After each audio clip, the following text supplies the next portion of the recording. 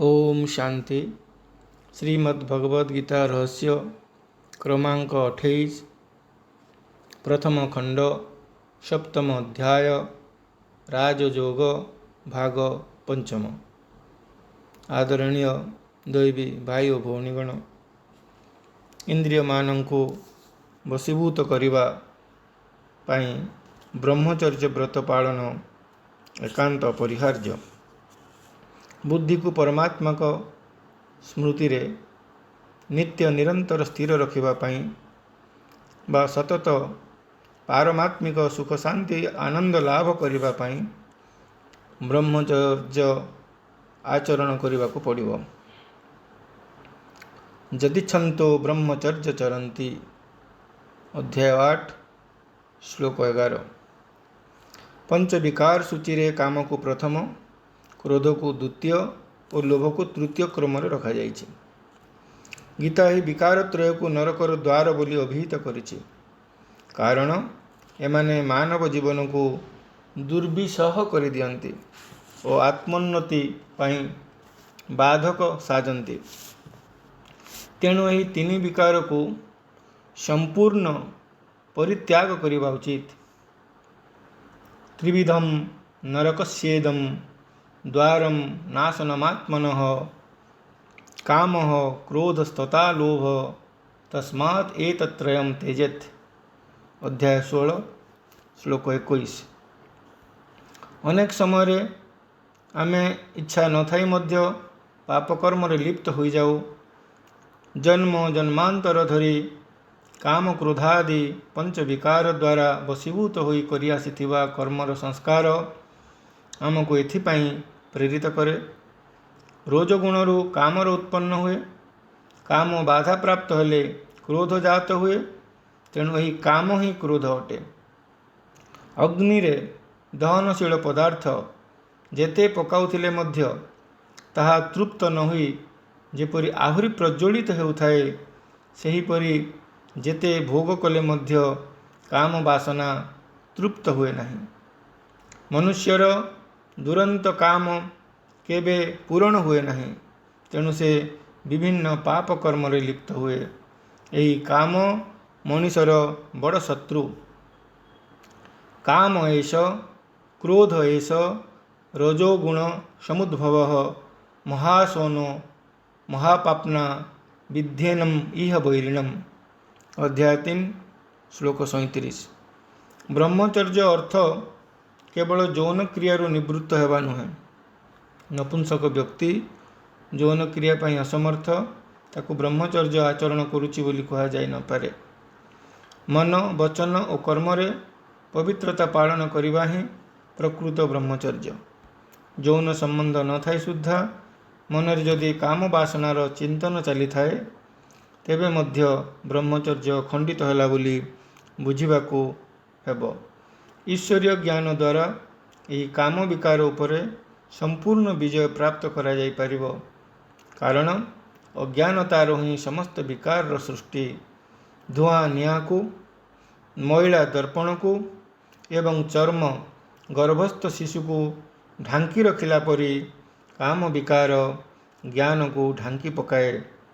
तेणु अग्नि सदृश कदापि परितृप्त हेउ नथिबा काम हेउछि ज्ञानी मानक पई प्रधान शत्रु। धूमेना ब्रियते बह्निर् यथादर्शमलेन च जथोल्बेन वृतो गर्भ तथा तेनेदमाद्वृतम् आवृतं ज्ञानमेतेन ज्ञानिनो नित्यवैरिणा कामरूपेण कौन्तेय दुष्पूरेण नलेन च। अध्याय 3 श्लोक 38-39। जोग मार्ग रे अंतराय सृष्टि करुथुबा एही काम विकार उपरे विजय प्राप्त करिवार सहज उपाय हेउछि निजको आत्मा निश्चय करिबा। जे पर्यंत आमर मन बुद्धि और इंद्रिय समूह देह संबंधित चिंतन और कर्म रे लिप्त रहिथिबो, से पर्यंत आमे निजको देह ठारू पृथक एक चैतन्य सत्ता आत्मा बोली अनुभव करि परिबा नहीं। आमर इंद्रिय मन और बुद्धि कामर आश्रयस्थल। यही मानक साहाय्य ही से अर्थात काम आमर भल मंद बोध शक्ति को अर्थात ज्ञान को निष्क्रिय करी अबाटरे परिचालित कराए। तेणु प्रथमे इंद्रिय मानक वशीभूत करी पाप कर्म लिप्त कराउथुवा परम शत्रु काम विकार उपरे विजय हासिल करने को हेब। इंद्रियाणि मनोर्बुद्धि रस्याधिष्ठान मुच्यते एतैर्विमोह्यत्यक्ष्य ज्ञानमावृत्य देहिनां तस्मात्त्वमिन्द्रियाण्यादोनियं भरतर्षभ पाप्नानं प्रजहिह्येनं ज्ञान विज्ञान नाशनम।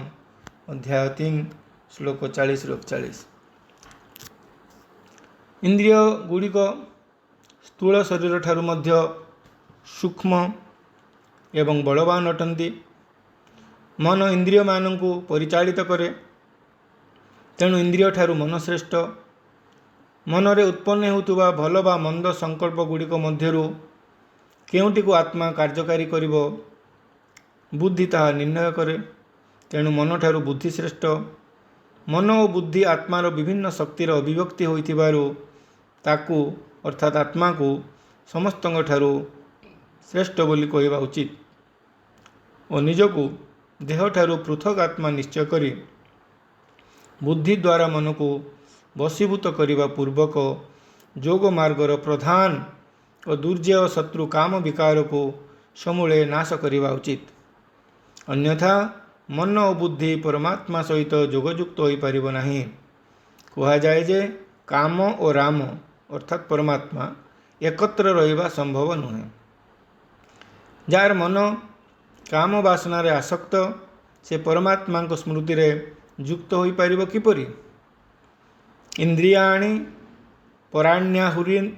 पराण्याहुरिंद्रियेभ्यः परम मनः मनसस्तु परा बुद्धि जो बुद्धे परतस्तु सह एवं बुद्धे परम बुद्ध्वा संस्तभ्यात्मानमात्मना जहि शत्रुं महाबाहो काम रूपम दुरासदम।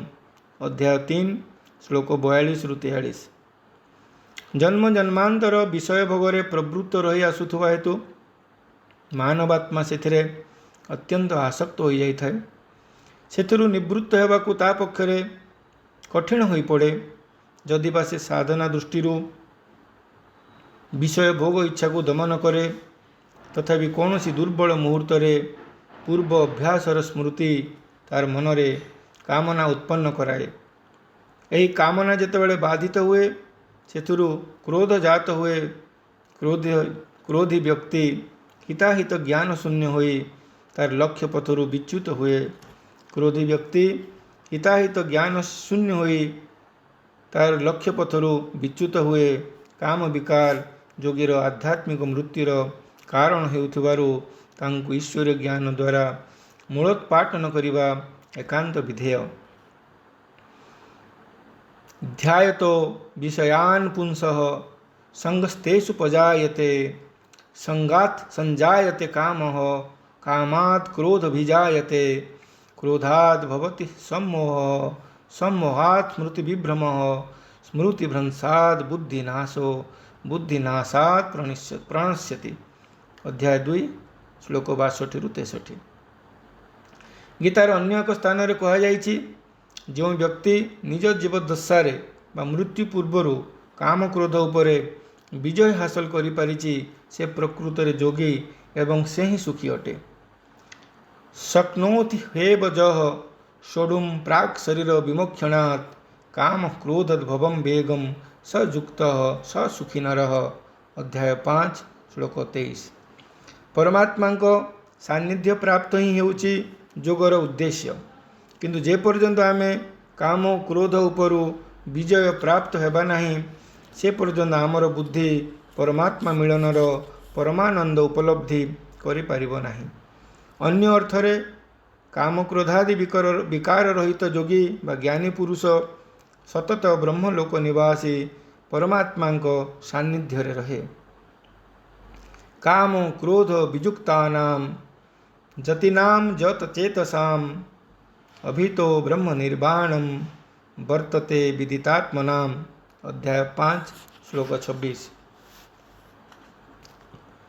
प्रभु मिलन पर इच्छुक व्यक्तिर आहार विहार शुद्ध और सात्विक होगा उचित, कारण अन्नर प्रभाव मन उपरे पड़े। राजयोगर उद्देश्य है मन को विषय भोग प्रसंगरू अपसारित करी नित्य निरंतर परमात्मा सहित युक्त करवा। शुद्ध सात्विक भोजन मनरे पवित्र विचार उत्पन्न कराए।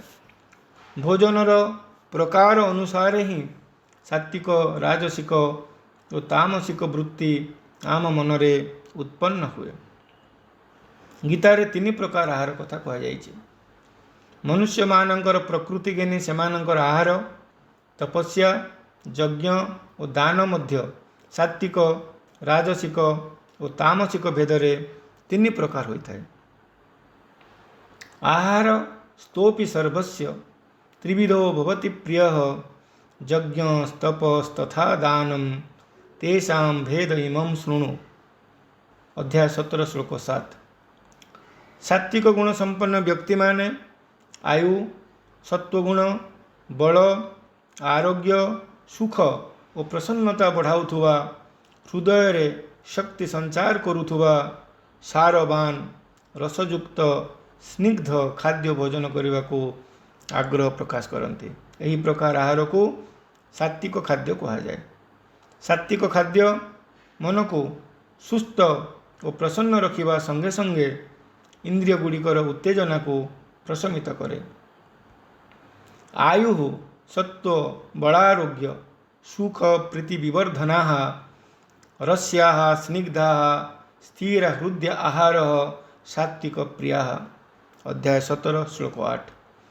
राजसिक प्रकृतिर लोक दुख शोक और रोग प्रदायक अति पिता अति खट्टा अति लुणिया अति गरम अति राग अति शुष्क और अति दाहकारक खाद्य पदार्थ खाइबा को भल पाती। से कहा जाए जहाँ पाटी को स्वादिया लगे ता स्वास्थ्य पर अनुकूल नुहे। एपरी खाद्य खाइबापी पाटी को खूब स्वादिया लगे सत, किंतु शेष में नाना प्रकार रोग जन्माई मनुष्यर दुख और शोकर कारण हो जाए। दुख शोकग्रस्त मानव किपरि परमात्मिक सुख लाभ करि पारिबो। कट्टम्ल लवणातीक्ष्ण तीक्ष्ण रुक्ष विधाहीन आहार राजसस्येष्टा दुख शोकमय प्रदाह। अध्याय 17 श्लोक 9। तामसिक प्रकृतिर लोके गलित रसविहीन दुर्गंधमय बास उच्छिष्ट और अत्यंत अपवित्र मांसादि भोजन खाइबा को भल पाती। एभली तामसिक खाद्य सर्वदा वर्जनीय। यह द्वारा आत्मा और शरीर उभय दुर्बल हो पड़ती। काम क्रोधादि पंच विकार एभली व्यक्ति को सहजरे आक्रांत कर पकाती और से माने परमात्मा प्राप्तिर विपरीत मार्ग रे गति करती। जात जामम गत रसम पुति पर्युषितम च जत उच्छिष्टम पीचा मेध्यम भोजनम तामस प्रियम। अध्याय 17 श्लोक 10। यह व्यतीत अत्यधिक भोजन करिबा किंबा खूब कम भोजन करिबा अत्यधिक शयन करिबा किंबा आवश्यक मुताबक शयन न करिबा मध्य जोग मार्ग रे अंतराय सृष्टि करे। नात्यस्नस्तस्तु जोगस्ति न चैकांत मनस्नतः न चाति स्वप्नशीलस्य जाग्रतो नैव चार्जुन। अध्याय 6 श्लोक 16। तेणु जड़े योगाभ्यासी व्यक्तिर आहार निद्रा कर्म और विहार अत्यंत संयत होगा उचित। एहीपरि संयमी व्यक्ति योगाभ्यास द्वारा समस्त प्रकार भौतिक दुख जंत्रणारू मुक्त हो पारे। यथोचित आहार विहार कर्म रे यथायोग्य चेष्टा और यथोचित आहार विहार कर्म रे यथायोग्य चेष्टा और यथोचित शयन जागरण बिना योगरे सिद्धि प्राप्ति सर्वदा असंभव। युक्तार विहारस्य युक्त चेष्टस्य कर्मसु युक्त स्वप्नाबोधस्य जोग भवति दुर्खः। अध्याय 6 श्लोक 17। जो मैंने परमात्मा अवतरण रहस्य को बुझी तांको प्रदर्शित मार्ग में परिचालित हुअन्ति सेमानंक प्रत्येक कर्म यज्ञ स्वरूप। यज्ञ कहले केवल वैदिक मंत्र उच्चारण पूर्वक होमाग्नि रे घृताहुति प्रदान को बुझाए नहीं। परमात्मा अवतरण आभिमुख्य है कलिजुगी संस्कार युक्त मानवात्मा मानक आध्यात्मिक विकास करी सेमानंकु महाविनाश परवर्ती सत्ययुगीय दुनिया पाई एक योग्य दायद रूपे प्रस्तुत करवा। यही महान ईश्वरीय कार्य ही यज्ञ अटे। परमात्मा यार नाम रखती राजस्व अश्वमेध अविनाशी रुद्र गीता ज्ञान यज्ञ। विश्व परिवर्तन पाई यह एक सूक्ष्म और अलौकिक अनुष्ठान। यही सूक्ष्म यज्ञानुष्ठान कौन सी देहधारी मानव पक्षरे संभव नुहे। स्थूल दृष्टि रे प्रजापिता ब्रह्मा यार पौरोहित्य बा पुरोधा करुले यज्ञ पुरुष परमात्मा ही यार प्रतिष्ठाता। राजस्वीयर द्विविध अर्थ करा स्वर्ग राज्यर पुनः प्रतिष्ठा यार लक्ष्य होइथिबारु याकु राजस्वीय बोली कहा जाए। द्वितीयतः यही यज्ञ रे व्रती होइथिबा नर नारीगण स्व स्व मन और इंद्रिय उपरे विजय प्राप्त करी आगामी स्वर्गीय साम्राज्य रे राज्य भाग्य प्राप्ति पाई पुरुषार्थ करुथबारु यही यज्ञर नामकरण आद्य भागरे राजस्व शब्द व्यवहार करा जायछि।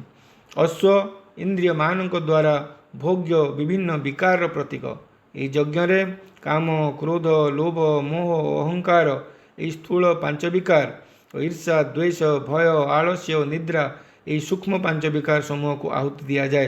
तेणु अश्वमेध शब्द व्यवहृत होइछि। यही यज्ञ कौन स्थूल अनुष्ठान होई नथिबारु एवं स्वयं परमात्मा शिवंक द्वारा प्रदत्त गीता ज्ञान आधार रे स्थापन होइथिबारु याको अविनाशी रुद्र गीता ज्ञान यज्ञ कहा जायछि।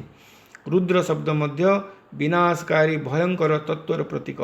कलिजुगीय आसुर दुनियार महाविनाश पाई ही यही यज्ञर सृष्टि। आउ मध्य रुद्र परमात्मा शिवंक पर्यायवाची नाम होइथिबारु यही यज्ञर नामकरण तार लक्ष्य और प्रतिष्ठाता विधि और विधान तथा उद्देश्य और प्राप्ति विषय इंगित करे। अच्छा, वर्तमान पे ओम शांति।